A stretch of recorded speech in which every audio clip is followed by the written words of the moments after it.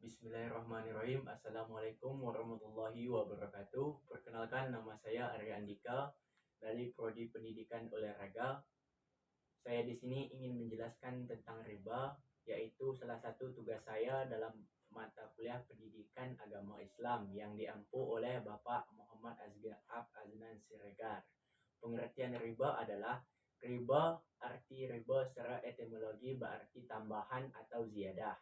Dan secara terminologi berarti kelebihan atau tambahan pembayaran dalam utang piutang atau jual beli yang disyaratkan. Sebelumnya bagi salah satu dari dua pihak yang membuat perjanjian. Dasar hukum riba. Islam secara tegas melarang riba. Bahkan agama-agama samawi melarang praktik riba karena dapat berdampak buruk baik pada memberi hutang maupun penerima hutang. Riba dapat menyebabkan permusuhan antara kedua belah pihak yang melakukan transaksi, menghilangkan sikap tolong-menolong. Menurut Al-Quran, hadis, dan ijma' ulama, riba adalah haram.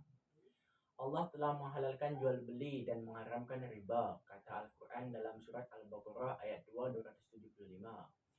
Dari Jabir RA, ia berkata, Rasulullah SAW bersabda, telah melaknat orang-orang yang memakan riba, orang yang menjadi wakilnya, atau orang yang memberi makan hasil riba, orang yang menulis, orang yang menyaksikannya, dan kemudian Nabi bersabda, mereka semua sama saja.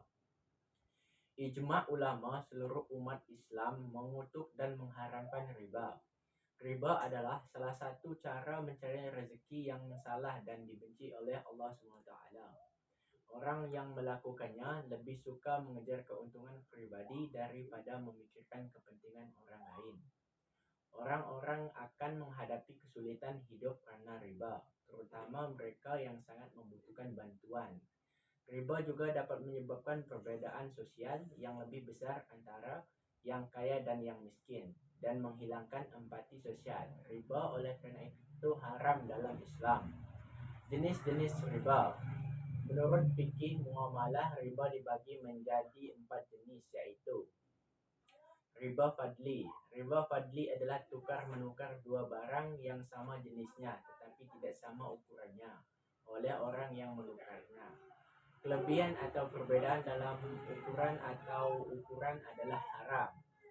Sebagai contoh, orang dapat menukar perak dengan perak, emas dengan emas, atau beras dengan beras jika masing-masing memiliki keuntungan. Rasulullah SAW mengatakan, dari Ubaidah bin Asma'id RA, Nabi SAW telah bersabda, emas dengan emas, perak dengan perak, gandum dengan gandum, sair dengan sair, kurma dengan kurma, garam dengan garam, hendaknya sama banyaknya, tunai dan timbangan terima.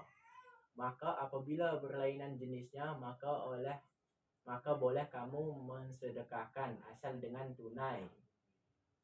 Riba qardi. Riba qardi berarti meminjamkan sesuatu dengan syarat atau keuntungan atau tambahan dari pihak yang meminjam. Misalnya, Umar berhutang kepada Budi sebesar 50.000 dan Budi mengatakan kepada Umar bahwa dia harus membayar sisa hutangnya sebesar 55.000.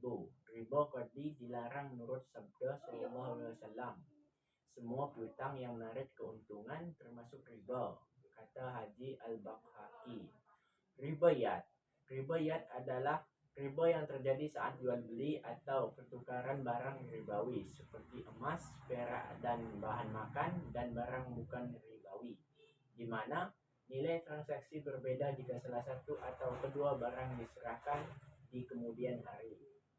Dengan kata lain, ribayat terjadi jual beli atau pertukaran barang diserahkan di kemudian hari. Dengan kata lain, riba ia terjadi saat jual beli atau pertukaran barang ribawi dan barang bukan ribawi disertai dengan penundaan penerimaan barang yang ditukar. Riba nas'ah. Riba nas'ah adalah pertukaran antara dua barang identik atau jual beli yang membayarnya dilambatkan oleh penjual. Riba ini merupakan konsekuensi dari jual beli tempo. Rasulullah SAW mengatakan, artinya dari Semurah bin Jundub Sesungguhnya Nabi Sallallahu Alaihi Wasallam melarang jual beli binatang yang pembayarannya diakhirkan. Karena tidak ada naskah dalam Al-Quran atau hadis yang menjelaskan yang hukum bunga bank dianggap sebagai masalah ittihadiyah. Bunga bank dibagi menjadi 3 jenis, yaitu 1. Haram karena telah membuat hutang lebih besar. 2. Halal karena bunga bank cukup wajar sebagai biaya operasi. 3. Subhat berarti belum jelas apakah bunga bank tersebut haram atau tidak. Bank yang berdasarkan syariat Islam.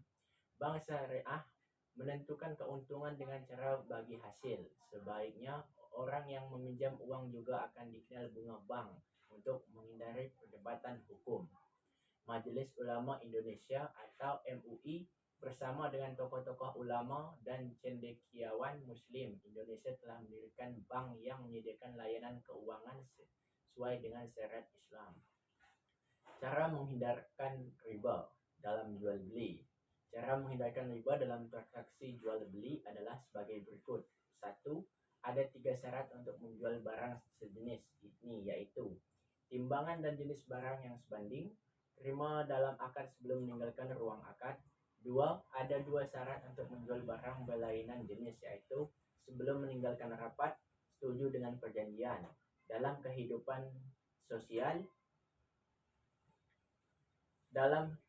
sosial ada beberapa cara untuk menghindari penipuan dalam masyarakat, antara lain mempelajari cara hidup hemat.